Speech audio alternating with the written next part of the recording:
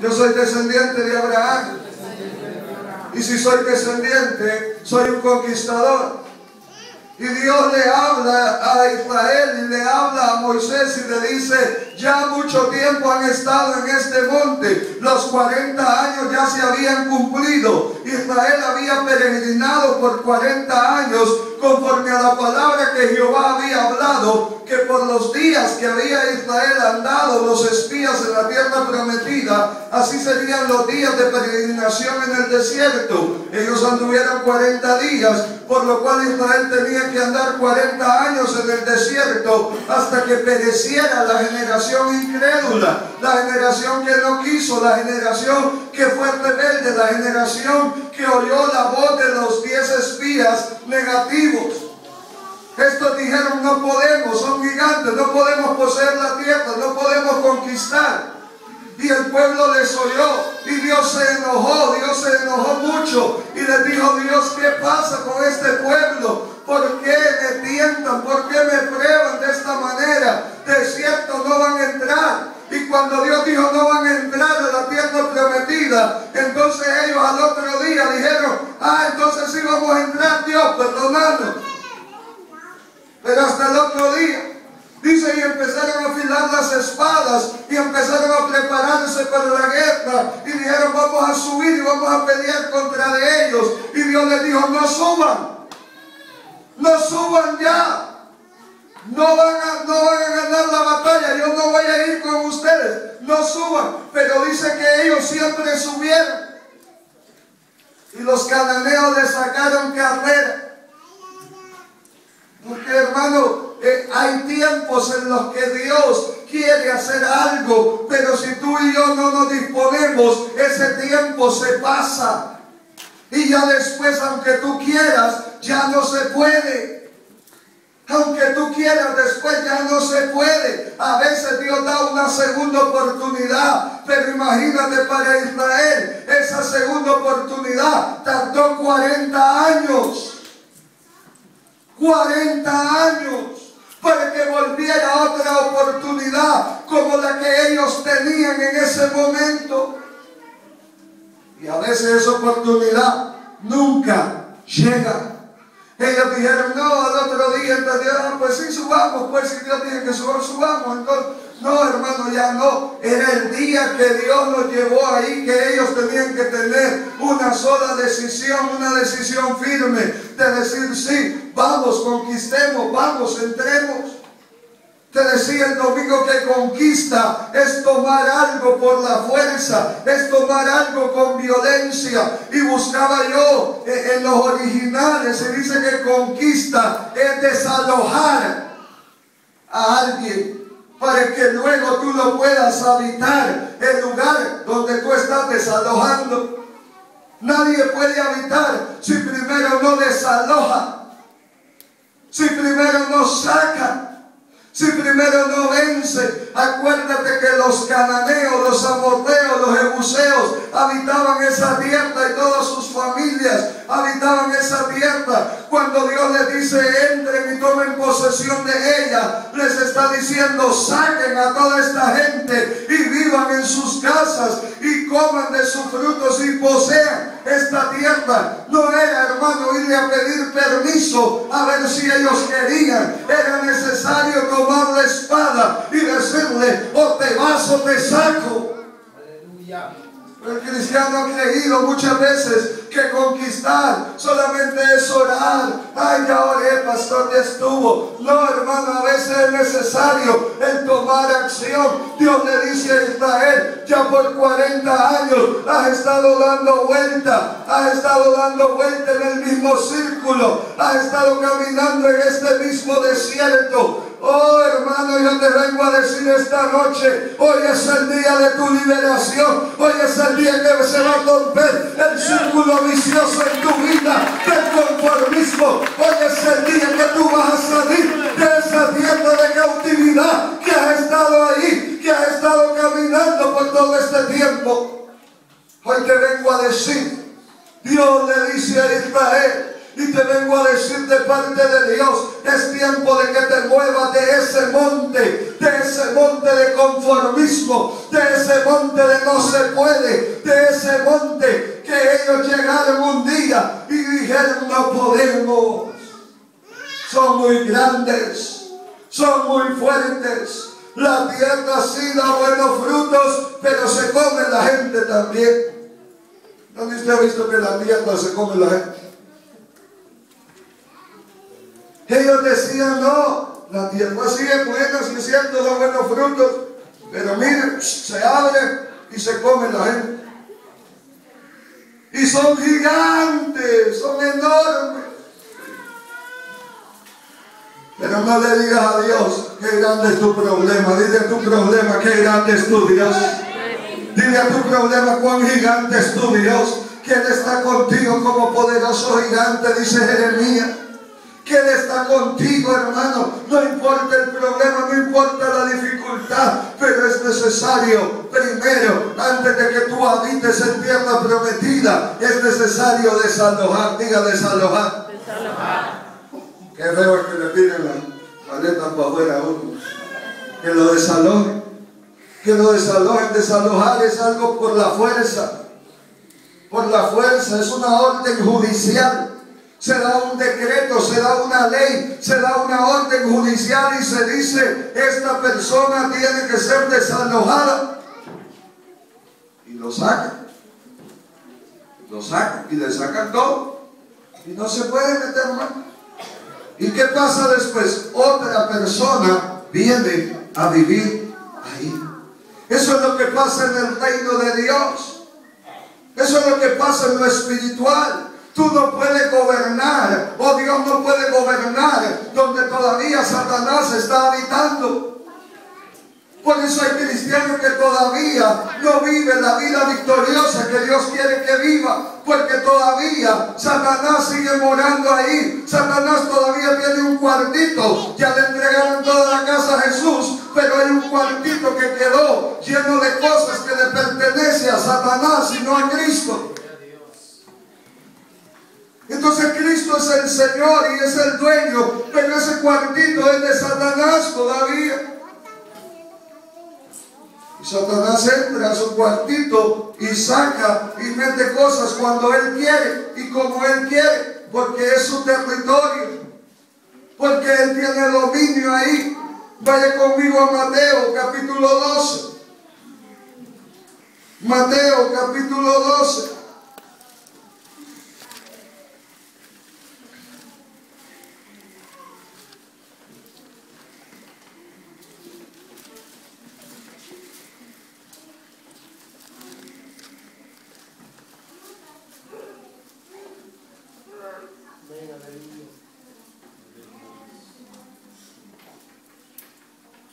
Porque los fariseos le decían a Jesús, tú echas fuera demonios por Satanás, tú echas fuera demonios por Belcebú. Pero Jesús les dice claramente, Satanás no puede echar fuera a Satanás.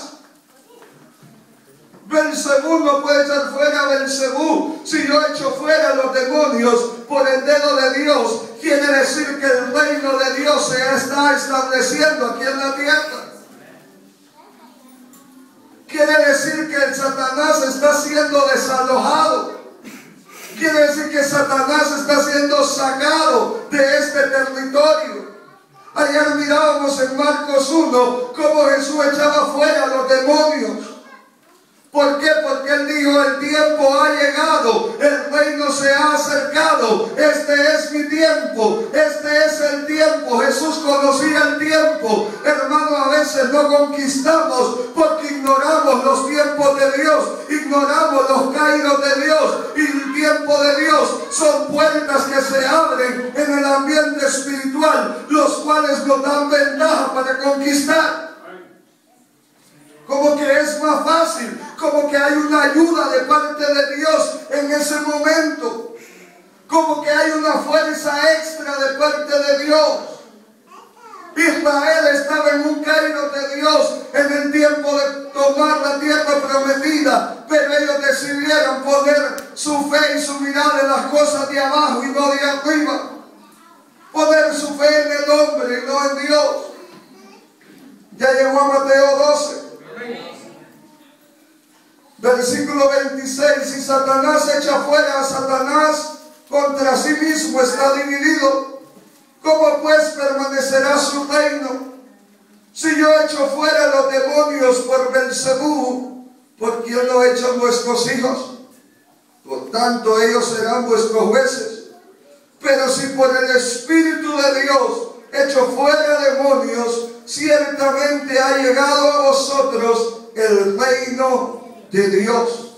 Porque ¿cómo puede alguno entrar a la casa del hombre fuerte y saquear sus bienes si primero no le ata? Y entonces podrá saquear la casa.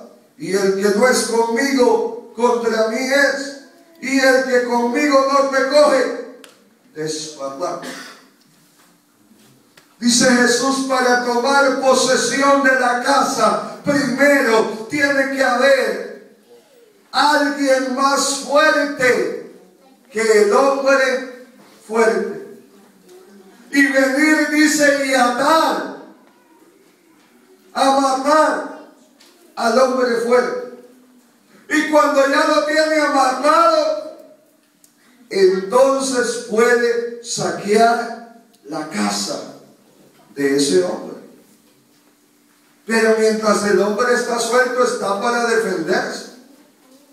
Hermano, te vengo a decir, Jesús vino a atar al hombre fuerte.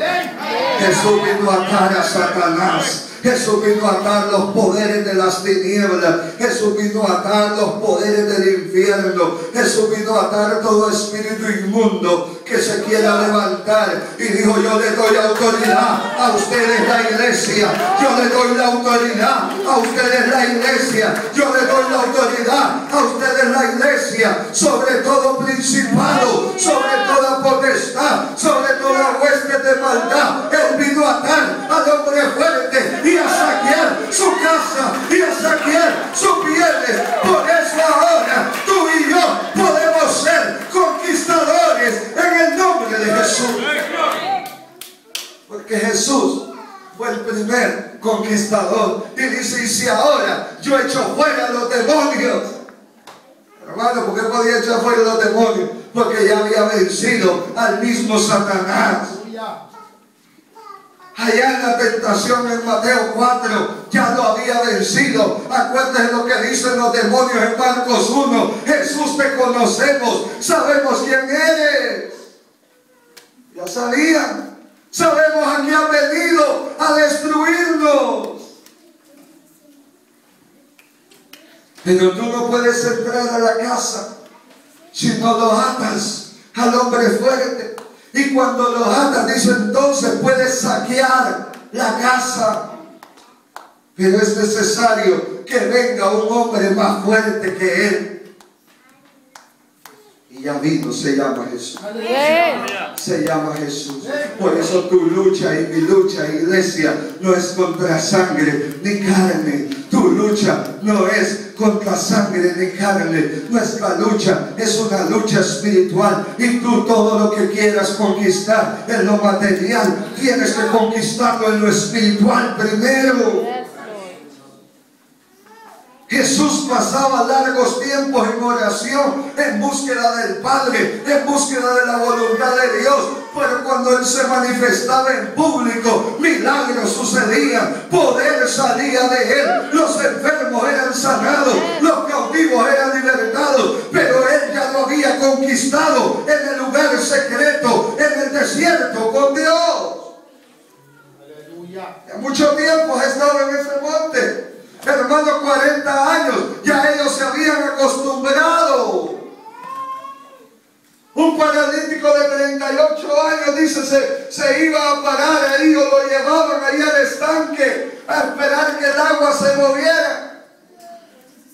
38 años paralítico. Y un día Jesús aparece y le dice, hombre, ¿quieres ser sano? Y dice el hombre, es que no hay quien me baje. En lo que yo bajo, ya otro baja primero. Jesús no le estaba preguntando eso. Es que en lo que yo bajo, en lo que el ángel mueve el agua, otro siempre desciende primero que yo. Por eso ya no hago ni el intento. Paralítico. Jesús el sanador, Jesús, hermano, el creador del cielo y de la tierra, le está diciendo: hombre, ¿quieres ser sano? Y él dice que no hay quien me baje. Jesús no le estaba preguntando si había quien lo bajara. Jesús le estaba diciendo: ¿quieres, hombre? El leproso en Marcos 1 le dice: Jesús, maestro, si quieres puedes limpiarme. Y Jesús, ¿qué le dice? Si quiero, ven, te voy a limpiar. Y lo limpió y lo sanó. Hermano, no es que Dios no quiere, nosotros somos los que estamos desenfocados a veces. Nosotros es que ya nos acostumbramos a la enfermedad. 38 años el hombre, yo creo que ya tenía hasta lisita la piedra donde se sentaba. Ya yo creo que ya tenía su lugar, ya tenía su puesto, ya tenía todo listo. Y hasta el propósito él ya lo había perdido. Porque el propósito de ir al estanque era para ser sanado. Y cuando Jesús le dice: ¿quieres, hombre?, empieza a poner las excusas. Empieza a poner las excusas.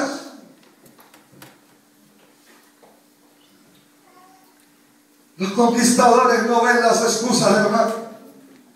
Los conquistadores no ven las excusas.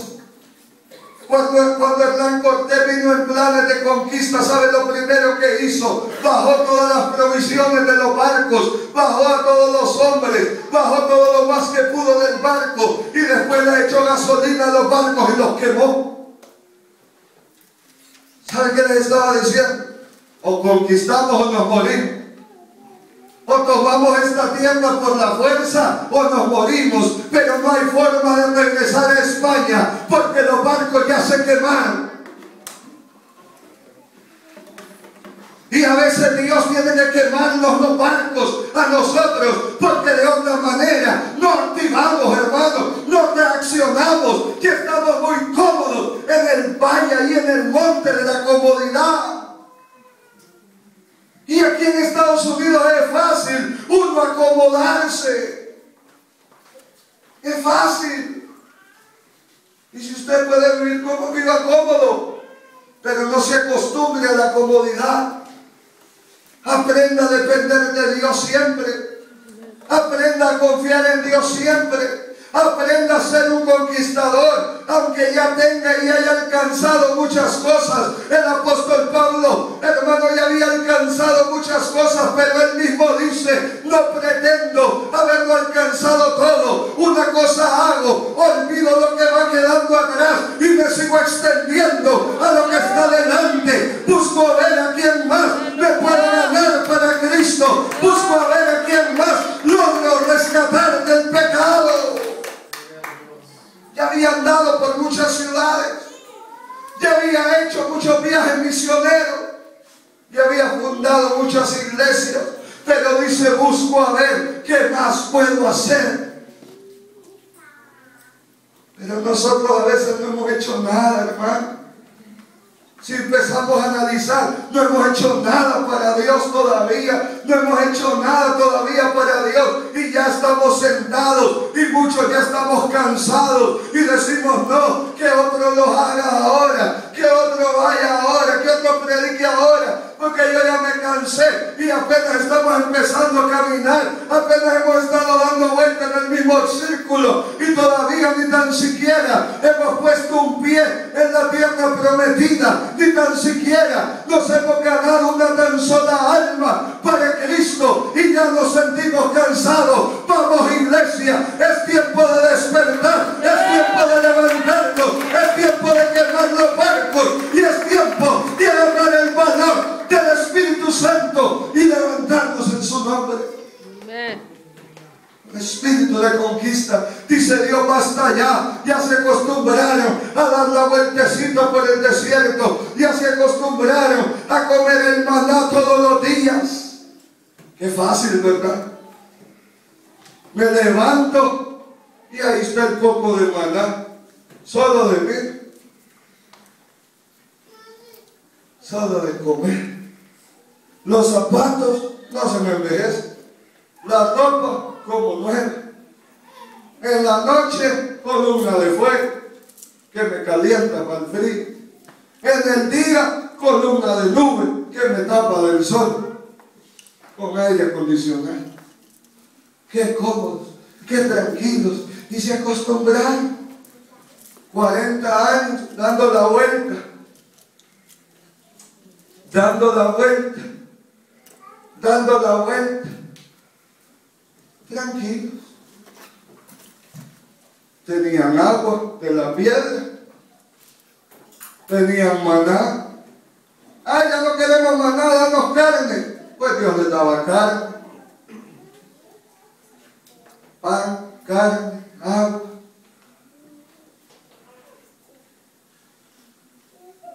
Pero habían perdido el propósito por el cual Dios los había sacado de Egipto.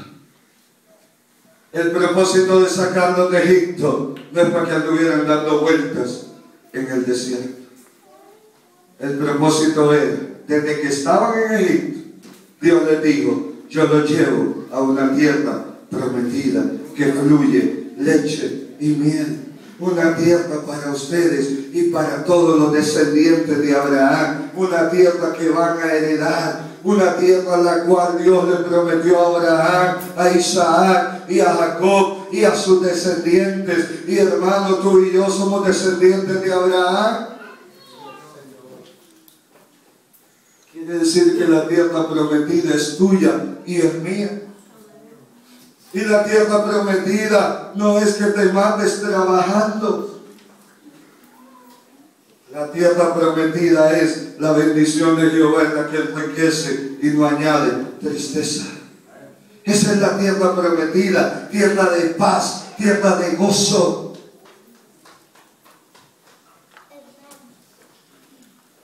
Conquista en el hebreo. Yerusha. La palabra Yerusha, de donde viene Jerusalén.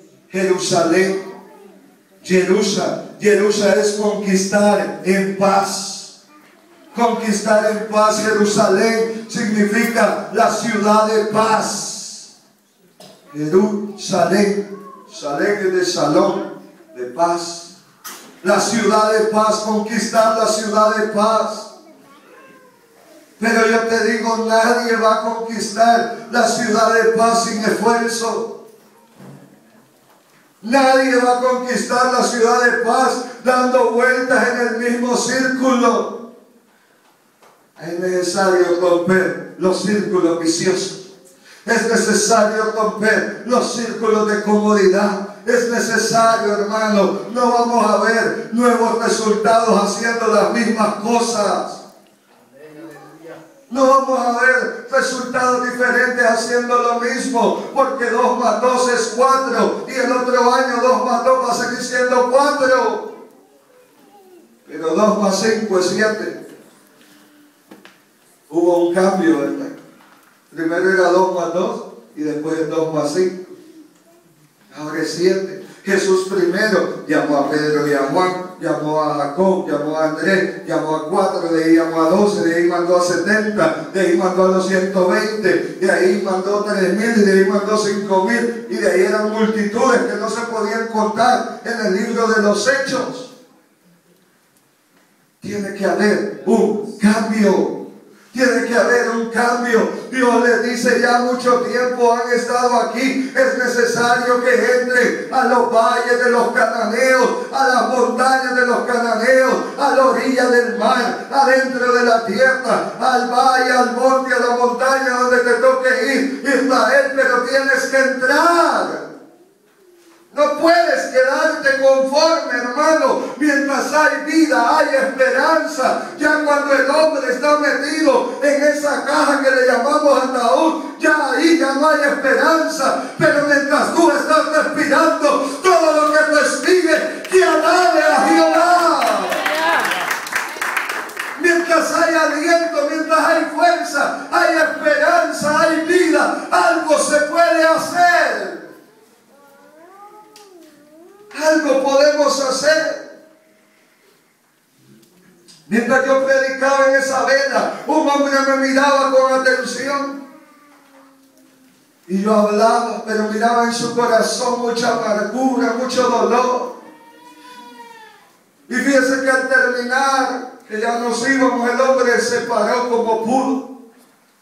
Mientras estaba sentado, nadie sabía. Pero el hombre era lisiado de sus piernas. Y casi en vez de caminar, casi como que se arrastraba. Así. Por accidente, por enfermedad, yo no sé por qué. Se le miraba aquella amargura en el corazón. Y salió y se fue. Y yo le hubiera querido decir a este hombre, el hombre de la caja, le gustaría cambiar contigo. Aunque tú caminas así, te aseguro que el hombre de la caja cambiaría, aún con esas piernas tuyas, solo por estar con sus hijos. Cambiaría de posición. Un hombre amargado, frustrado, enojado con Dios. Pero yo te aseguro que el de la caja hubiera cambiado, no solo con él, con cualquiera de nosotros, hubiera cambiado por vivir un día más cerca de su familia, de sus hijos. Hubiera cambiado. Pero lastimosamente, para el que está en la caja, ya no se puede hacer nada. Ya no hay más sueños, ya no hay más visión, ya no hay más esperanza. 600,000 hombres de Israel murieron en el desierto, dando vueltas, dando vueltas, dando vueltas. 600,000, solo dos, Josué y Caleb. Y aquellos niños fueron los que entraron a la tierra prometida. ¿Por qué? Porque le creyeron a Dios. Porque le creyeron a Dios. Porque cuando Dios dijo, es tiempo de moverse de este monte, ellos se movían.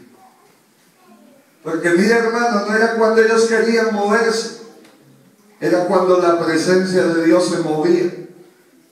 Cuando la nube se movía, el pueblo se movía. Cuando la columna de fuego avanzaba, el pueblo avanzaba. Y me imagino que acababan de terminar de hacer sus tiendas, sus casas, su cama, todo listo. Y de momento se movía la columna. ¡Ay! Ya se movía la columna. Y apenas acabamos de terminar de abarrar la tienda. Apenas acabamos de darle agua a las vacas. Apenas acabamos de hacer esto. Gracias a Dios, ¿verdad? Que Moisés llevaba el control remoto para parar y para... No. Cuando la nube se movía, el pueblo se movía. Cuando la nube se detenía, el pueblo se detenía. ¿Sabe por qué nos estamos moviendo? Porque la nube de Dios se está moviendo. ¿Sabe por qué nos estamos moviendo? Porque la nube se está moviendo. Y el que no se quiera mover, hermano, camarón que se duerme, que lo come el tiburón. Le voy a cambiar el dicho porque veo usted. No podemos quedarnos en el lugar de comodidad. Maestro, dice Pedro, ¿cómo es eso que vas a ir a morir a la cruz? ¿Cómo es eso que vas a ir a Jerusalén para morir? tú eres el Cristo, el Hijo del Dios viviente, no me lo acaba de revelar el Padre, no lo acabo de confesar yo. Y le dice Jesús: Satanás, como decía la bruja del 71, acá, Satanás, le dice, apártate, apártate, no estorbes la obra de Dios. Diga conmigo: Satanás, Satanás, apártate, apártate, quítate, quítate, atado. atado. No puede detener, la iglesia no la puede detener, la iglesia no la puede detener, la iglesia no la puede detener, la iglesia no la puede detener, porque si la nube se está moviendo, la iglesia se está moviendo a conquistar esta ciudad, a conquistar los montes, a conquistar las montañas, los valles, hermano, la ribera del mar, la orilla del mar, hasta lo último, al Éufrates, al Líbano, al río grande, al mar rojo, a donde quiera que Dios te lleve. Dios es el único que pone los límites. No pongas tú los límites. No pongas tú los límites. No limites a Dios. Deja que sea Él el que ponga los límites. Deja que sea Él. Es bueno hacer planes. No me vayan a entender: ah, pastor, yo por eso no planeo. No, es bueno que planee. Acuérdense, hay que volar, pero hay que aterrizar también. Haga planes, haga proyecciones, haga números, haga cuentas. Es bíblico también. Pero donde termina tu plan, empieza el plan de Dios. Donde termina tu límite, al final de la hoja, deja un espacio que es el espacio del Espíritu Santo. Escuchen, jóvenes, cuando termine el plan de ustedes, empieza el plan del Espíritu Santo. Y aún hombres, mayores, mujeres, donde termina nuestro plan, siempre deja un espacio para el espacio de Dios. Porque del hombre son las disposiciones del corazón, pero Jehová es el que endereza el paso. Jehová es el que pone la vejera. Jehová es el que pone el camino. Jehová es el que abre la puerta. El hombre dispone, el hombre propone, pero Dios dispone, dice el dicho. El hombre propone, pero es Dios el que dispone. Al final de tu plan, al final de tu medida, al final de tu traza, al final de tu línea, empieza la línea fina, que es la del Espíritu Santo, que es la que le dice a Abraham: sal de tu tierra, sal de tu parentela y vete a la tierra que yo te voy a dar. Abraham creía que ya estaba hecho.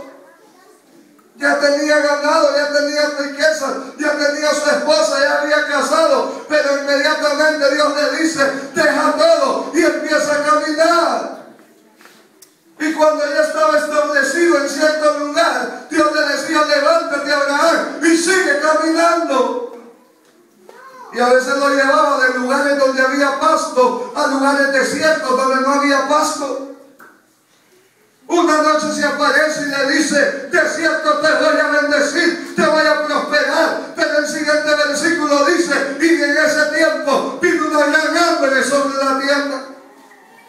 ¿Y cómo es que Dios dijo: te voy a bendecir, te voy a prosperar, y lo que vino es una gran hambre? Hermanos, no entendemos los caminos de Dios, pero somos formados aún en el desierto, somos formados, acuérdense. Una voz del que clama en el desierto, decía Juan: yo solo soy una voz del que clama en el desierto, una vara zarandeada por el viento. ¿Cómo vestía Juan? Dice: vestía con cueros, vestía con pieles. ¿Qué comía Juan? Dice: comía grillos, saltamontes con un poquito de miel. Pero dice Jesús: no hay nadie que haya nacido como Juan. De los nacidos de mujer, nadie como Juan, el profeta más grande, dice Jesús. Pero Juan dice: viene uno tras de mí, que es más grande que yo, que es más poderoso que yo. Yo lo bautizo con agua, pero lo va a bautizar con fuego.